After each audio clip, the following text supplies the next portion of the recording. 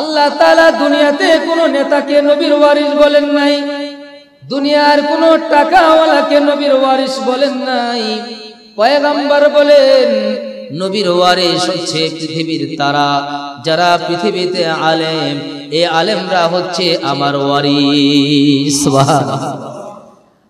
আল্লাহর পয়গম্বর বলেন আমি আমার ওফাতের পরে কিয়ামত পর্যন্ত নবী পৃথিবীতে আসবে না যদি কোন ওয়ারাসাতুল আম্বিয়া, কোন আলেমের চেহারার দিকে কেউ নেক নজরে তাকায়, কোন নেক নজরে কোন ওয়ারাসাতুল আম্বিয়ার দিকে কেউ যদি তাকায়, পয়গম্বর বলেন আল্লাহ তাআলা তার আমল থেকে যত সগীরা গুনাহগুলো আছে আল্লাহ তাআলা তার আমল থেকে সগীরা গুনাহগুলো ঝরাইয়া দেয়।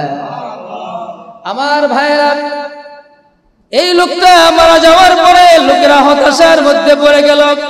কে দিবে তার জানাজা, কে করবে তার দাফন? লোকেরা বলল একটা কাজ করা যায়, আমাদের এই ভাইকে গোসল করাইয়া দাফন কাফন করাইয়া নেই, গোসল করাইয়া দাফন কাফন করাইয়া আমরা কোন একটা রাস্তার পাশে দাঁড়াইয়া থাকি, দেখি রাস্তা দিয়া কোনো আলেম যায় কিনা।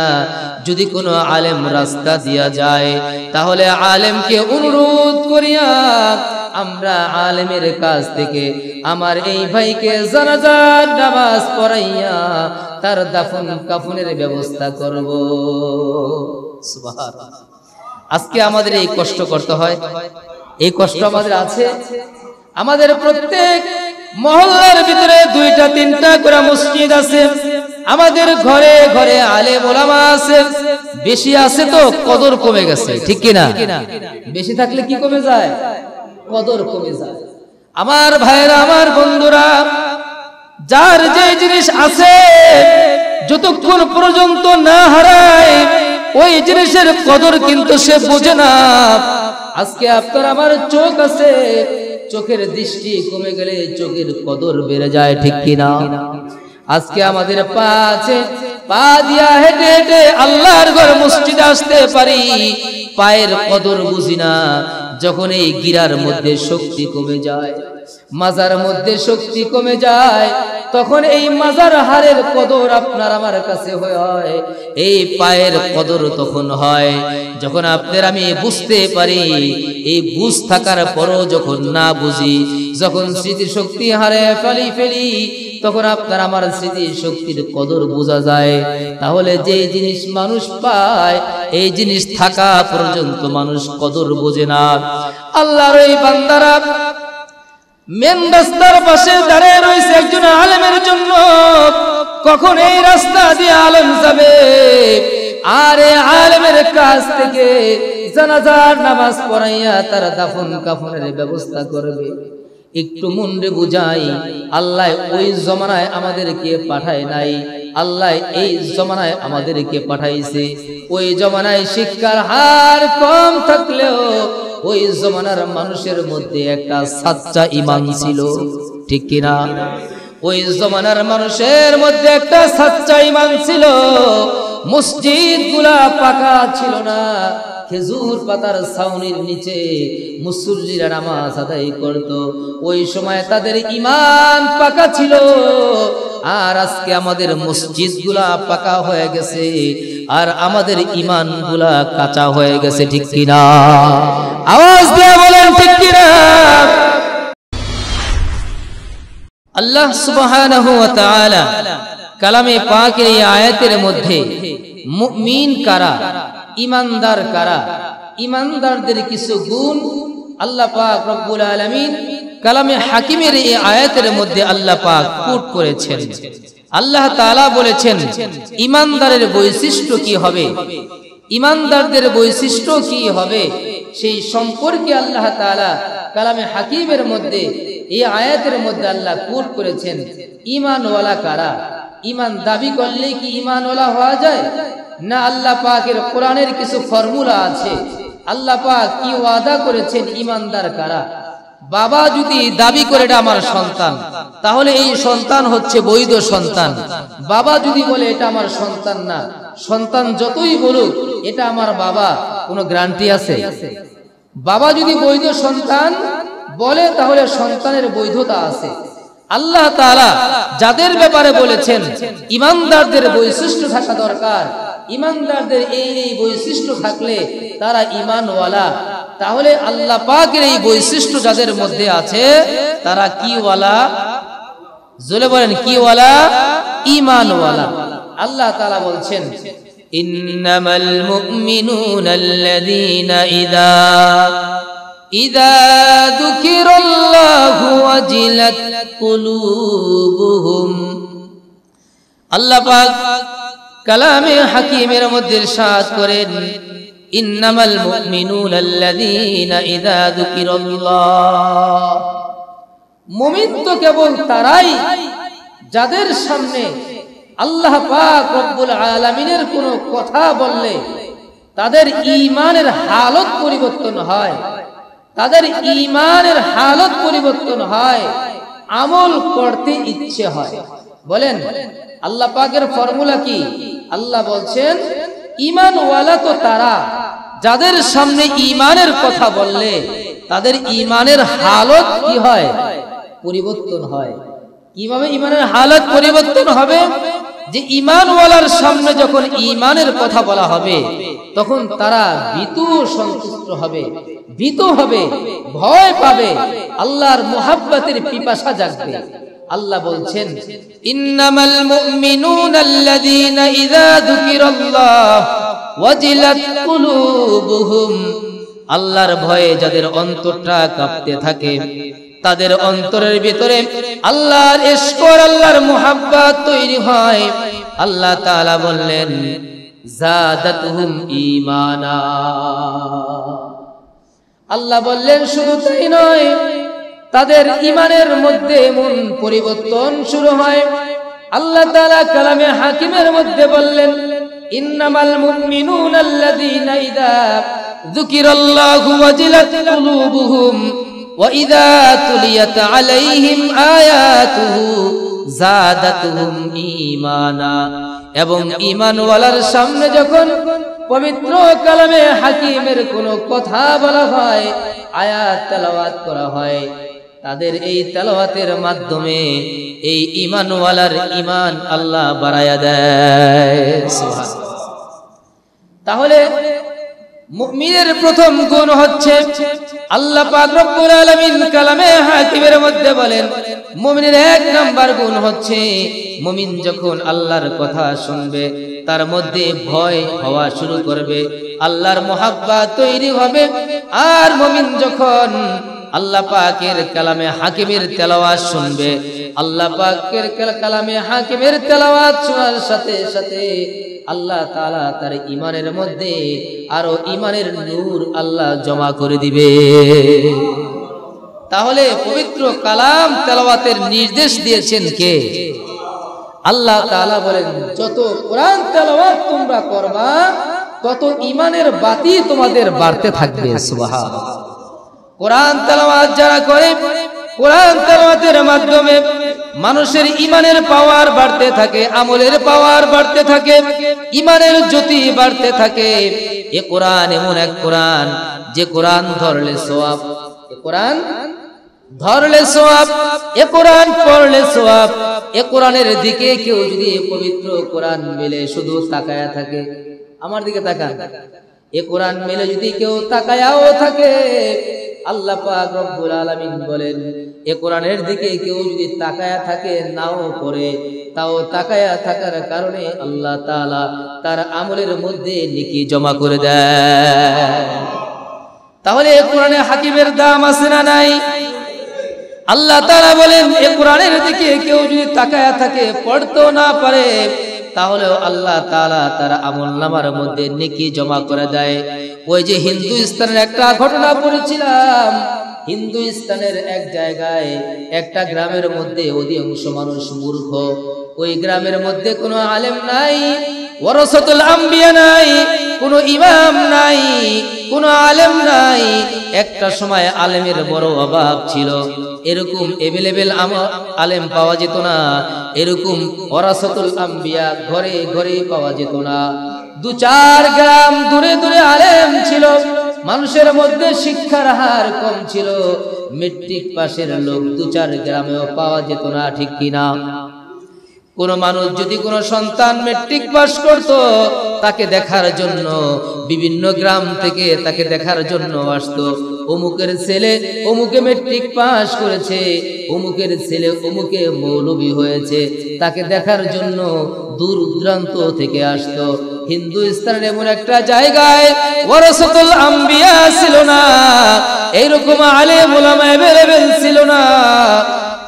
ওই সময় এক লোক, এক আল্লাহর বান্দার মৃত্যু হয়ে গেল। মৃত্যু হওয়ার পরে তাকে কে জানাজা দিবে, কে দাফন দিবে, প্রতিবেশীর মধ্যে চিন্তা শুরু হয়ে গেল। আমাদের মতে এরকম ওয়ারাসাতুল আম্বিয়া নাই। আল্লাহ রাসূল বলেছেন, ইন্নাল উলামা ওয়ারাসাতুল আম্বিয়া। আল্লাহ রাসূল বলেন, আমি চলে যাওয়ার পরে কিয়ামত পর্যন্ত যত আলেমরা পৃথিবীতে আসবে, সমস্ত আলেমরা হচ্ছে নবীর ওয়ারিস। সুবহানাল্লাহ বলবেন না? সমস্ত নবীরা কার ওয়ারিস? নবীর ওয়ারিস। আল্লাহ তাআলা দুনিয়াতে কোন নেতাকে নবীর ওয়ারিস বলেন নাই, দুনিয়ার কোন টাকাওয়ালাকে নবীর ওয়ারিস বলেন নাই। পয়গম্বর বলেন, নবীর ওয়ারিস হচ্ছে পৃথিবীর তারা, যারা পৃথিবীতে আলেম, এই আলেমরা হচ্ছে আমার ওয়ারিস। সুবহানাল্লাহ। আল্লাহর পয়গম্বর বলেন, আমি আমার ওফাতের পরে কিয়ামত পর্যন্ত নবী পৃথিবীতে আসবে না যদি কোন ওয়ারাসাতুল আম্বিয়া, কোন আলেমের চেহারার দিকে কেউ নেক নজরে তাকায়, কোন নেক নজরে কোন ওয়ারাসাতুল আম্বিয়ার দিকে কেউ যদি তাকায়, পয়গম্বর বলেন আল্লাহ তাআলা তার আমল থেকে যত সগীরা গুনাহগুলো আছে, আল্লাহ তাআলা তার আমল থেকে সগীরা গুনাহগুলো ঝরাইয়া দেয়। আমার ভাইরা, এই লোকটা মারা যাওয়ার পরে লোকেরা হতাশার মধ্যে পড়ে গেল।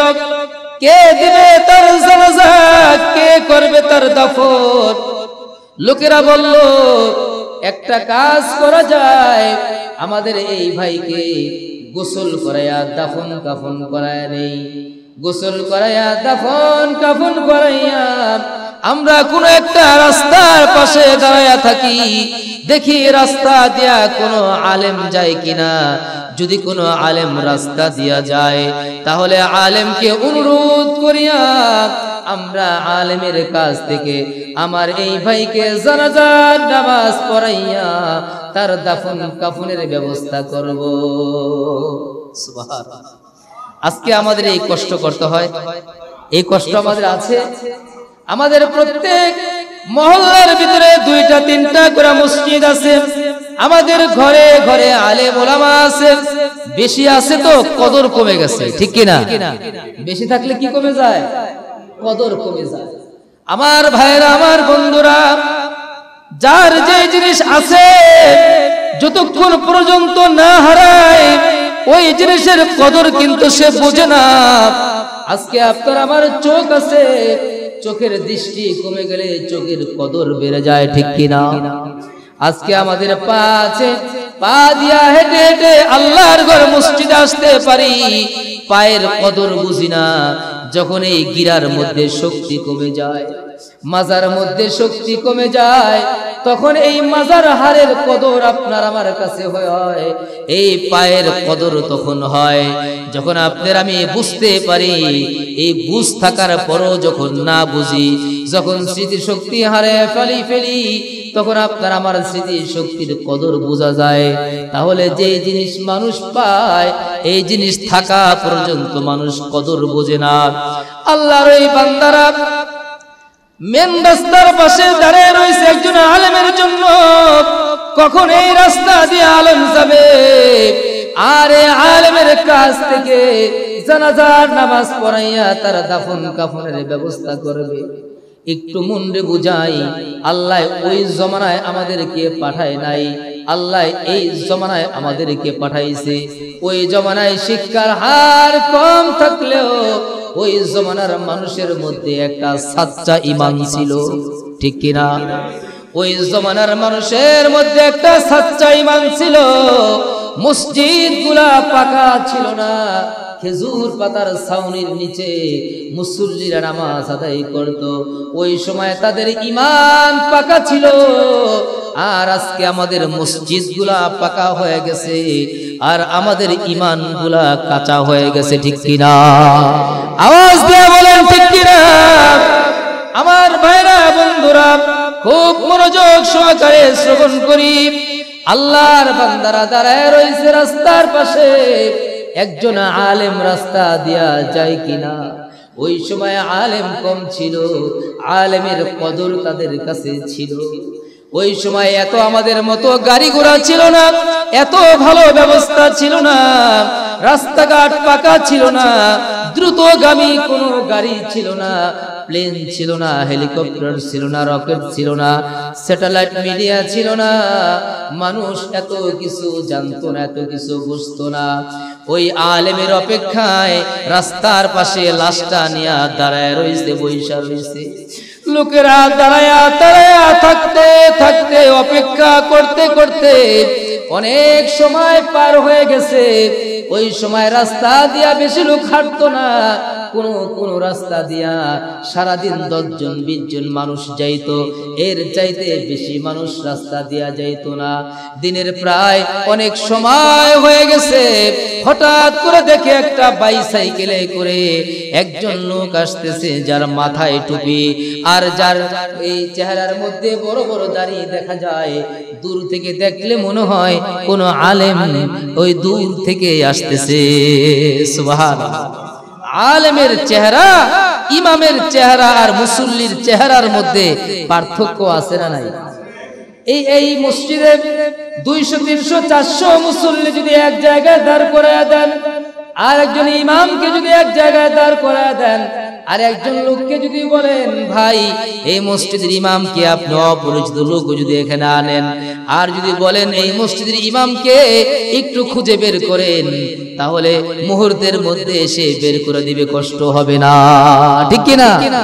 আমার ভাইরা বন্ধুরা, ওই লোক যখন দেখতে পাইল যে কিছু লোক এক জায়গায় দাঁড়ায় রয়েছে আর একটা লাশ পাশে দাঁড়ায় রয়েছে, শুধু এই জমানা নয়, পূর্বের জমানা থেকে আলেম ওলামারা পর উপকারী খেয়াল করে দেখবেন, নিজের জন্য যতটুকু না করে অন্যের জন্য তার চাইতে বেশি করতে চায়। এটা বুঝবেন কখন? যখন আলেমদের সাথে আপনি একান্তভাবে চলবেন, তখন আলেমদের এই স্বভাবটা আপনি বুঝতে পারবেন। ঠিক কিনা? দেখবেন দুইটা ঈদের সময় আপনারা তো বাড়িতে গিয়া যার যার বাড়িতে গিয়া সন্তানের সাথে মিলে যান, স্ত্রীর সাথে মিলে যান। একজন ইমাম কিন্তু নামাজ শেষ করেই তার বাড়িতে দৌড় দেয় না, মসজিদের অনেক কাজ থাকে। অনেক মুসল্লিরা বলে হুজুর ঈদের দিন আমার বাবার কথা বড় মনে পড়ে গেল, হুজুর চলেন একটু আমার বাবার কবর জিয়ারত করতে যাই। হুজুর তখন একবারের মতো বলে না, ও ভাই আমার তো ছেলে আছে, আমার তো মেয়ে আছে, আমার একটা পরিবার আছে, তারাও তো আমার অপেক্ষায় বসে আছে। হুজুর এই কথা তখন চিন্তা করে না, তখন এই চিন্তা করে আরে আমার এক মুসল্লি ভাই তার বাবার কথা স্মরণ হয়ে গেছে, তার বাবার কথা স্মরণ হয়ে গেছে, আমাকে তার বাবার কবরস্থানে দোয়ার জন্য ডাকতেছে। বাড়িতে না গিয়া ওই লোকের সাথে কবরস্থান পর্যন্ত কিন্তু আলেম যায় কি যায় না? জোরে বলেন যায় কি যায় না? আমার ভাইরা, আলেম যখন দেখতে পেলেন একটা লাশ, সাথে সাথে তিনি নেমে গেলেন, নামিয়া বলতেছে ভাই, ও ভাই এখানে দাঁড়ায় আছো কেন? এই যে একটা লাশ দেখা যায়, ও ভাই কি হয়েছে বলো? বলে ও আল্লাহর বান্দা, আপনার পরিচয় সম্পর্কে আমাদের জানা নাই, আমরা সেই সকাল থেকে অর্ধবেলা পর্যন্ত এখানে দাঁড়ায় রয়েছি।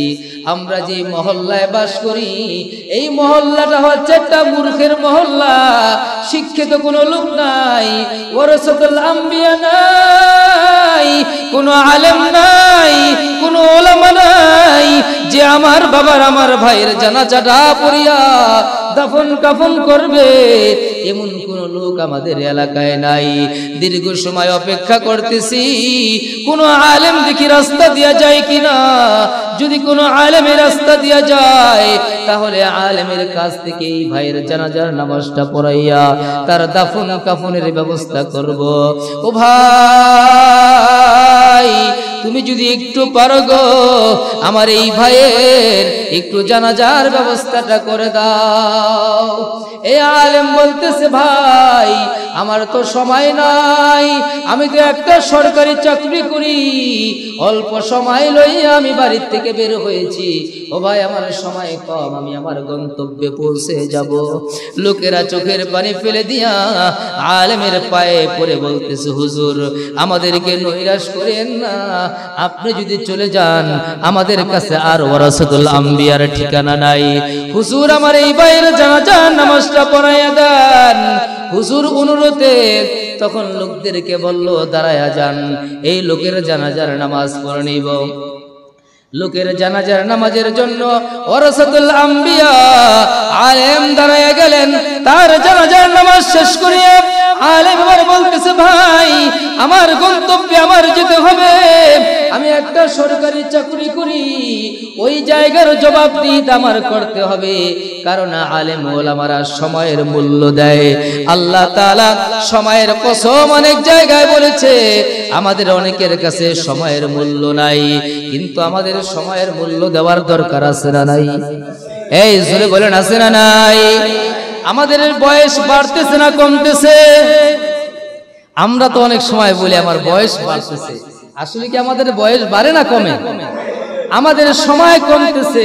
এই যে আজকে জুমার দিন আমার হায়াত থেকে চলে গেল, এই জুমা আর কোনোদিন আসবেনি। এই জন্য আরবি একটা প্রবাদ আছে, আল ওয়াক্তু লা ইয়ান্তাজির, সময় কারো জন্য অপেক্ষা করে না, পানির স্রোত যেমন কারো জন্য অপেক্ষা করে না, এই জন্য কারো জন্য হায়াতের কোনো সময় অপেক্ষা করে না। আমাদের হায়াত বাড়ে না, বরং আমাদের হায়াত কমতেছে। আলেম যখন জানাজার নামাজ পড়াইয়া দিল, এবার বলতেছে ভাই আমি চলে যাই, আমার গন্তব্যে কাজ আছে। লোকেরা তার পায়ে পড়ে গেল, চোখের পানি ছেড়ে দিয়া বলল হুজুর আপনি যদি এই মুহূর্তে চলে যান, জানাজার নামাজটা আপনি পড়াইছেন, এই লোকটারে কোন দোয়া পড়িয়া কবরে রাখতে হয় এই দোয়াটা আমাদের জানা নাই। এখানে আপনারা যারা আছেন ওই জমানাও জমানা, এই জমানাও জমানা, আমি এই দুই জমানার মধ্যে পার্থক্য করে দেখেছি। ওই জমানায় দেখেছি কিছু লোক কোরআনের প্রতি দুর্বল ছিল, ইসলামের প্রতি দুর্বল ছিল। এই জমানায়ও কোরআনের প্রতি ইসলামের প্রতি মানুষ অতি দুর্বল, কথা ঠিক কিনা? এই জমানায় আর ওই জমানার পার্থক্য হচ্ছে, ওই জমানায় বড় বড় ইমারত ছিল না, বড় বড় বিল্ডিং ছিল না। এই জমানায় বড় বড় বিল্ডিং হয়েছে। ওই জমানায় আধুনিক শিক্ষা ছিল না, এই জমানায় আধুনিক শিক্ষা হয়েছে। ওই জমানায় যেমন কোরআনের প্রতি মানুষ দুর্বল ছিল, মানুষ কোরআন থেকে দূরে ছিল, আজও কিন্তু কবরস্থানে যখন আপনার আমি যাই তখন লোকেরা বলে হুজুর একটু দোয়াটা জোরে জোরে পড়েন, যাতে আপনার দোয়াটা শুনিয়া আমরাও দোয়াটাও পড়তে পারি। এই কথার মধ্যে কোনো ভুল আছে না? আমার ভাইরা, আমার বন্ধুরা, এখানে আমরা যারা বসা আছি আমরা অনেকেই তো মুর্দা গানকে কোন দোয়া পড়ে রাখতে হয় জিজ্ঞেস করলে অনেকে বলতে পারবো না। কোন দোয়া পড়িয়া মুর্দা গানের বুকের উপর মাথার উপরে 3 মুষ্টি মাটি আমরা দেই, এই দোয়াটাও আমরা অনেকে জানি না। ওই সময় লোকেরা হুজুরের পায়ে পড়ে বলে হুজুর আমরা মূর্খ লোক, জানি না কোন দোয়া পড়িয়া কবরে মুর্দাকে রাখতে হয়। হুজুর আপনি একটু দোয়া পড়েন। যখন একজন মুর্দা গানকে কবরে রাখতে হয় তখন আমরা কোরআনের এই আয়াতটা পড়ি, বিসমিল্লাহি ওয়া আলা মিল্লাতি রাসূলিল্লাহ। আমরা এই দোয়ার অর্থ কি বুঝি? যেই লোকটাকে এই কবরে রাখা হলো, এই লোকটাকে রাসূলের দলে, রাসূলের মিল্লাতে আমরা রেখে গেলাম। কার মিল্লাতে? কার দলে? তাহলে জীবদ্দশায় যদি রাসূলের দল আমরা না করি, মৌতের পরে মরা মানুষটা রাসূলের দলে দিয়ে আসলে রাসূল খুব সাদরে গ্রহণ করে নিবে। সারা জিন্দেগি ভরে রাসূলের বিরোধিতা করেছি, আর মৌতের পরে রাসূলের দলে যদি আমরা ফালায় দিয়ে আসি, রাসূল আমাদেরকে গ্রহণ করবে? জীবদ্দশায় রাসূলকে মানা দরকার আছে না নাই? আমার ভাইয়েরা, আমার বন্ধুরা, এই যে আল্লাহর বান্দাকে কবরে রেখে আল্লাহর এই বান্দা গন্তব্যে চলে গেল, গন্তব্যে যাওয়ার পরে লোকটা তার টেবিলে যখন বসলেন, বসার পরে তার টেবিলের কিছু সরকারি কাগজপত্র তার পকেটে ছিল। পকেটে হাত দিয়া দেখে তার সরকারি যেই কাগজপত্রগুলা তার পকেটের মধ্যে ছিল, তার এই পকেটের মধ্যে আর কাগজপত্রগুলা নাই। লোকটা হতাশাগ্রস্ত হয়ে গেল যে আমার কাগজপত্রগুলা কোথায় পড়ে গেল। এই লোকটা আবার দৌড়াইয়া কবরস্থান পর্যন্ত চলে আসছে। কবরস্থানের সব জায়গায় খুঁজলো, কোনো জায়গায় তার এই সরকারি কাগজপত্রগুলা পাওয়া যাচ্ছে না। এবার এই লোকটা চিন্তা করলো, যেই গ্রাম থেকে আমার কাছে লোকেরা আমার কাছে রিকোয়েস্ট করিয়া তাদের জানাজা পড়াইছে, তাদের দাফন কাফনের ব্যবস্থা করেছে, ওই লোকের কাছে আমি চলে যাই। ওই গ্রামে গিয়া বলতেছে, ভাই আমি বড় বিপদে পড়ে গেছি, আমার এই বিপদ থেকে আপনাদের উদ্ধার করতে হবে। লোকেরা বলল, হুজুর কিছুক্ষণ আগে আপনি আমাদেরকে যে বড় বিপদ থেকে উদ্ধার করেছেন, হুজুর বলেন আপনার জীবনে কি বিপদ? আপনার জীবনের বিপদ যদি আমাদের সাধ্যমতো হয় তাহলে আমরা চেষ্টা করব আপনার পাশে দাঁড়ানোর জন্য। এই পৃথিবীতে আলেমের বিপক্ষে লোক আছে, আলেমের পক্ষ লোক আছে না নাই? আমার ভাইরা বন্ধুরা, আলেমের পক্ষে যারা আছে তাদের কিসমত ভালো, আলেমের বিপক্ষে যারা আছে কসম আল্লাহর কোরআন ধরে বলতে পারি, একটা নয় দুইটা নয় হাজারো প্রমাণ আমার কাছে আছে। আমাদের কোন এক জাতি ভাই কোন এক ইমামকে কোন এক মুসল্লি বলেছিল, কোন এক মসজিদ কমিটি বলেছিল, এভাবে বলেছিল, আমার দিকে তাকান, এইভাবে বলেছিল, ওই মসজিদ কমিটি বলেছিল ইমাম সাহেবকে জুমার একটি আলোচনায় তার মনোমত হয় নাই, সুদের বিরুদ্ধে কথা বলেছিল, ঘুষের বিরুদ্ধে কথা বলেছিল। ওই লোকটা বলেছিল এভাবে, আমি আসরের আগে আপনাকে মসজিদ থেকে আমি তাড়াইয়া দিব। যখন এইভাবে বুকের দিকে তাকাইয়া নিজের বরত্ব প্রকাশ করেছিল, বাস্তব জীবনের বাংলার জমিনের কথা বলতেছি, আসরের নামাজের আগে হার্ট অ্যাটাক করে আল্লাহর বান্দা দুনিয়া থেকে বিদায়। তা আল্লাহ বলেন, আমি ধরি না, ধরলে কিন্তু আমি আল্লাহ কাউকে ছাড়ি। আমার ভাইরা, আমার বন্ধুরা, নত হয়েছিলাম, নিচু হয়েছিলাম, তখন আমার এই বুক পকেটের কাগজপত্রগুলা মনে হয় কবরস্থানে কবরের মধ্যে পড়ে গেছে। তোমরা কিছুক্ষণ আগেই তো এই লোকটাকে আমরা দাফন কাফন করেছি, এই লোকটার লাশ এখনো পচে নাই, এই লোকটার লাশ এখনো পচন ধরে নাই, ফাটে নাই। তোমরা এই কবরের মাটি একটু খনন করো। আমার এই কাগজপত্রগুলো অত্যন্ত জরুরি, কারণ আমি এই চাকরি করিয়া আমার সংসার আমি চালাই, আমার বিবি বাচ্চা নিয়া আমি এই চাকরির টাকা থেকে আল্লাহ তাআলা আমাকে ভালোভাবে সচ্ছলভাবে চলার তৌফিক দিয়েছে, কাগজগুলো আমার অত্যন্ত দরকার। লোকেরা তখন দৌড়াইয়া কবরস্থানের পাশে গিয়া কবরের মাটি যখন সরাইয়া একটা চাটাই যখন সরাইলেন, হিন্দুস্তানের ওই বহু আগের কথাটা বলছি, একটা চাটাই যখন সরাইলেন, এমন একটা সুগন্ধি কবর থেকে আসলো। উপস্থিত লোকেরা যারা ছিল তারা একটা চিৎকার দিয়া বলল, আল্লাহু আকবার, এমন সুগন্ধি জীবনে কোনোদিন আমাদের নাক কোনোদিন পায় না। আর জোরে বলি সুবহানাল্লাহ। আমার ভাইরা, আমার বন্ধুরা, এক এক করিয়া যখন এই চাটাইগুলা সরাইয়া বাঁশগুলা সরাইয়া যখন এই মুর্দার দিকে তাকাইলেন, তাকায়া দেখে কে যেন জান্নাতের ফুল দিয়া আল্লাহর বান্দার চতুর্দিকে সাজায়া রেখেছে। এই আল্লাহর বান্দার এই কবর সরাইয়া দেখলেন তার কাগজপত্রগুলা কবরে পড়ে আছে। কাগজপত্রগুলা নিয়া এই লোকটা আর তার চাকুরিতে যায় না। সে বলতেছে আমার মনের মধ্যে এখন চিন্তা হচ্ছে, কারণ এই দুনিয়াতে কারো কারো কবরটা হয়ে যাবে জান্নাতের বাগান, আবার কারো কারো কবরটা হয়ে যাবে একটা জাহান্নামের কুণ্ড। কথা ঠিক কিনা? আল্লাহর পয়গম্বর বলেন আল কবরু রাউযাতুম মিন রিয়াজিল জান্নাহ আও হুফরাতুম মিন হুফারিন নার। দুনিয়াতে কারো কারো দুনিয়ার মৃত্যু থেকে কবরে যখন তিনি যাবে, কবরে যাওয়ার পরে কারো কারো কবরটা হয়ে যাবে রিয়াজুল জান্নাত, আর কারো কারো কবরটা হয়ে যাবে একটা জাহান্নামের কুণ্ড। এই লোকটার মধ্যে ভয় শুরু হলো, 20 তলায় থাকি আর গাছ তলায় থাকি, আমার তো কবরে যাওয়া লাগবে। এই যে লোকটা কিছুক্ষণ আগে যার জানাজা দাফন করা হলো, এই লোকটা এত বড় ফজিলাতের অধিকারী, এত বড় ফজিলাতের অধিকারী কোন আমলের মাধ্যমে হলো? এই আমলটা আমার জানা দরকার। তার বাড়িতে চলে গেল, লোকদেরকে বলল তার বাড়ির ওয়ারাসাতুল আম্বি, ওয়ারাসাত কে আছে, তার ওয়ারিস কে আছে, তার কাছে জানতে চাই এই লোকটার হায়াতে কি আমল ছিল। এই লোকেরা বলল তার একটা মাত্র মেয়ে, তার বিবি দুনিয়াতে বেঁচে নাই, এই একটা মাত্র তার কন্যা, আর তার কোনো ওয়ারাসাত নাই।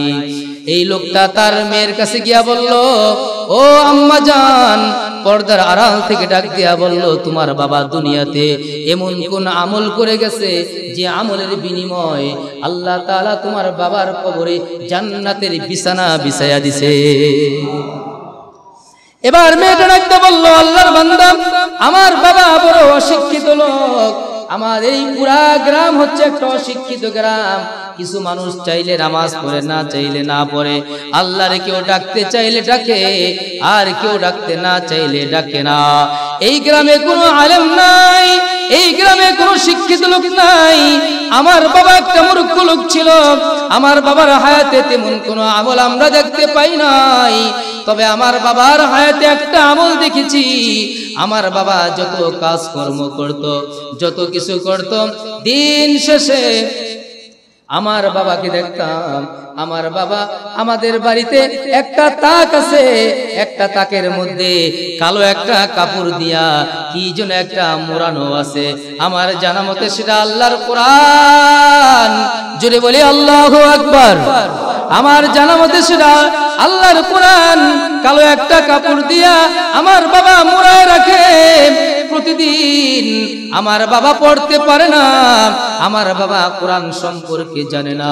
মেয়েটা বর্ণনা দিতেছেন আমার বাবা এই কোরআন এভাবে মেলে, আমার বাবা শুধু বলে এ বি সচ কা হায়, এ বি সচ কা হায়। আল্লাহ তুমি কোরআনে যা বলেছো তোমার প্রত্যেকটা কথাই সত্য। সুবহানাল্লাহ। মেয়েটা বর্ণনা করতেছেন আমার বাবা চোখের পানি ফেলে দিয়া কোরআনের দিকে তাকায়া তাকাইয়া প্রত্যেকদিন আমার বাবা বলে আল্লাহ আমি কোরআন পড়তে পারি না, তবে আমার কোনো আফসোস নাই। আল্লাহ তুমি কোরআনে যা বলেছো তোমার প্রত্যেকটা কথাই যে সত্য আমি বিশ্বাস করে নিলাম। আল্লাহু আকবার। আল্লাহ তোমার কোরআনের প্রত্যেকটা কথা যে সত্য, এর মধ্যে কোনো ভুল নাই। আল্লাহ তোমার কোরআনকে আমি মোহাব্বত করি, ভালোবাসি।